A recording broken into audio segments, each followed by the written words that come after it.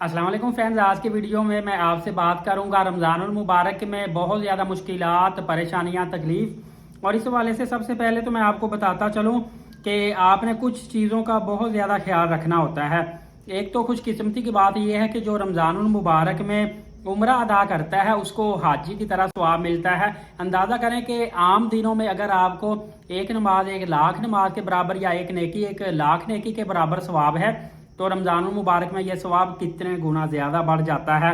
हाँ, अलबत्ता रमज़ानुल मुबारक में मक्का और मदीना पाक में बहुत ज़्यादा भीड़ होती है, लिहाजा सब्र व नज़म ज़ब्त का आपने ख्याल रखना है और आपने बिल्कुल कूल डाउन रहना है।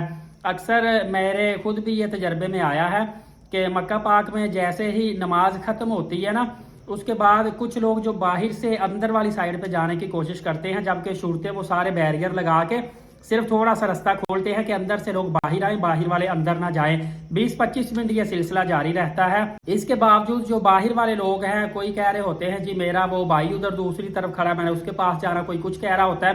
थोड़ा सा वो शुरतों का ध्यान दूसरी साइड पे होता है तो ये फलांग के या बीच में से घुस के या बैरियर साइड पे करके जाने की कोशिश करते हैं, फिर इस वजह से उनको गुस्सा आता है। अगर आपका कोई फैमिली रिलेटिव दूसरी साइड पे है भी तो आप कोई अगर आ ही गए हैं बाहर वाली साइड पे तो 10-15-20 मिनट आप सब्र कर लें, आपको क्या फ़र्क पड़ता है। तो आपने सब्र व तहम्मुल का लाजमी तौर पर मुजाहरा करना है। तो भीड़ और थकावट वगैरह होती है, आपने ये ख्याल करना है कि रमज़ानुल मुबारक में आपने रोज़ा भी रखा होता है, तो आप कोशिश करें ज़्यादा से ज़्यादा थकावट से बचने की। और अक्सर मैंने देखा है कि रमज़ान में लोग जो हैं वो रात के वक्त उम्रा की अदायगी करते हैं, या फिर ज़्यादा हो तो सुबह सुबह उम्रा कर लेते हैं। उस वक्त एक तो गर्मी नहीं होती, दूसरा थकावट कम फील होती है। इसके अलावा आपको बताता चलूँ, अगर तबीयत आपकी ख़राब हो तो फिर आप देख लिया करें कि आप उम्रा की अदायगी थोड़ी सी पोस्टपोन कर लिया करें। ये ना हो कि तबीयत ख़राब में भी आप उम्रा की अदायगी करें और उसकी वजह से मज़ीद तबीयत ख़राब हो जाए तो बाकी इबादत आपकी रहना शुरू हो जाए।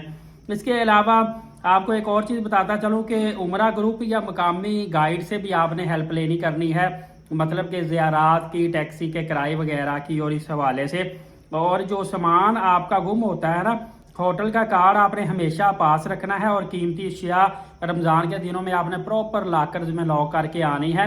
आप सम टाइम समझते हैं कि सारे लोग नेकी के काम में आए हुए हैं तो कोई मसला नहीं है, खुला सामान खुले पैसे छोड़ जाते हैं, सारे नेकी पे आए हैं, कौन सा कोई गलत काम करता है। वहाँ पे बड़े लोग होते हैं शर्पसाद जो इस तरह का काम करते हैं। इसी तरह जो मुकद्दस मकामात है वहाँ पर आपने खसूसी दुआएं किया करनी है और लोगों से नरमी अखलाक से पेश आना है, झगड़ों से बचना है। और ज़्यादा ज़रूरत पड़े तो फिर तस्वीर उतार लें, अदरवाइज कोशिश करें आप तस्वीरें वगैरह ना उतारें और स्टेटस ना लगाएं। और इंटरनेट इस्तेमाल देखिए, मुझे बड़ी शर्म आई थी एक दफ़ा के मस्जिद नबवी में ना एक भाई इंटरनेट इस्तेमाल कर रहे थे और जैसे ही उन्होंने यूट्यूब पे वीडियो खोली, वहाँ पे आपको पता लोकल सऊदी इश्तिहार आते हैं, तो सऊदी अरब का इश्तिहार उसके ऊपर जो खुला ना वो इस तरह का था कि वो देखने लायक नहीं था। मुझे बड़ी शर्म आई, तो यार मैंने सोचा कि इसको क्या इतनी मजबूरी पड़ी थी कि मस्जिद के अंदर या इंटरनेट चला रहा है। ज़्यादा मजबूरी तो मस्जिद के गेट से बाहर चला जा, बाहर जाके इंटरनेट चला ले। एड्स आया था उसके ऊपर, इस तरह के भी मसले मसाइल आ जाते हैं। तो फ्रेंड्स, इसके अलावा मैं आपको जो बड़ी मेन चीज़ बताने लगा हूँ, मेन चीज़ ये है कि एक तो आपने याद रखना है कि पोलियो सर्टिफिकेट का बार बार लोग पूछते हैं। पोलियो सर्टिफिकेट आपने 4 हफ्ते पुराना लेके जाना है। मेरे काफ़ी जानने वाले जो लोग हैं उनका बेचारों की टिकट उनको आगे करवानी पड़ी है, कुछ की कैंसिल भी हुई है। स्पेशली जो ग्रुप में जाने लगे थे, फ्लाइटों से उतारा है, उनका ज़्यादा नुकसान हुआ है।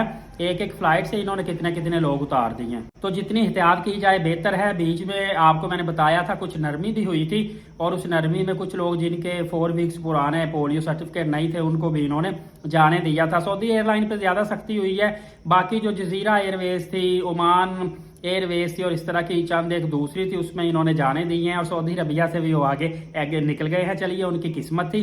बहरहाल एहतियात आपने लाजमी करनी है। इसके अलावा आपको मैंने बताया गर्दन और बुखार की कोई अब पाबंदी नहीं है सर्टिफिकेट की, ना ही कोविड की पाबंदी है। ये आपकी मर्जी है, लगवानी या लगवा ले, नहीं लगवानी ना लगवाएं, इसका कोई आपसे पूछेगा नहीं। और होटल के हवाले से पूछते हैं, बुकिंग के हवाले से, जी हमारा कोई जानने वाला उधर है, हमें तो उसने होटल बुकिंग देनी है तो हम क्यों होटल करवा के जाएं, एयरपोर्ट से पूछेंगे तो नहीं। एयरपोर्ट से बाय चांस पूछ सकते हैं, इमिग्रेशन वालों का कोई पता नहीं होता। मुझे तो ये भी उन्होंने पूछ लिया था तुम काम क्या करते हो, हालांकि ये इरेलीवेंट क्वेश्चन है। तो ये मसला है। کہ آپ سے ہوٹل بکنگ پوچھ سکتے ہیں آپ، یا تو جس کے پاس رہنا ہے اس کے پاس جو کمرہ ہے اس کا کانٹریکٹ آپ اس سے واٹس ایپ کروا لیں، اس کا نمبر لے لیں، یا پھر اپنی ہوٹل بکنگ لے کے جائیں، رسک نہ لیں۔ شو منی بولتے ہیں کتنی لے کے جائیں، 15 دن کے لیے آپ 1000 ریال بھی لے جائیں گے چل جائے گی، 21 دن کے لیے 1500 ریال لے جائیں، 28 دن کے لیے آپ 2500 ریال لے جائیں، مطلب کہ اتنی منی لازمی لے کے جائیں کہ امیگریشن آفیسر کو پتا ہو کہ اتنے میں اس کے آسانی سے اخراجات پورے ہو جائیں گے۔ یہ نہ ہو کہ آپ 28 دن کے لیے جا رہے ہیں، آپ کے پاس 500 ریال ہے، تو کنسیپٹ ہی نہیں بنتا کہ آپ اخراجات کس طرح سے کریں گے۔ اس طرح کی آپ کی جو مسئلے مسائل ہیں اور چھوٹی چھوٹی غلطیاں اس کی وجہ سے آپ پھنستے ہیں، آپ نے احتیاط کرنی ہے۔ اور رمضان المبارک میں بڑی خوش قسمتی ہے، آپ اللہ رسول کے گھر میں جائیں گے، جتنا ہو سکے ادب و احترام آپ نے کرنا ہے۔ دعا ہے اللہ تعالیٰ تمام تر میرے ویورز، میرے سبسکرائبر کو بار بار عمرہ اور حج کی باادب سعادت نصیب فرمائے۔ ایلیٹ ثاقب یوٹیوب چینل کو سبسکرائب کر کے بیل نوٹیفیکیشن کو آل کر لیں، نماز قائم کریں، نبی پاک صلی اللہ علیہ وآلہ وسلم پہ کثرت سے درود پاک اور قرآن مقدس کی تلاوت کیا کریں۔ اجازت دے، بہت شکریہ، جزاک اللہ۔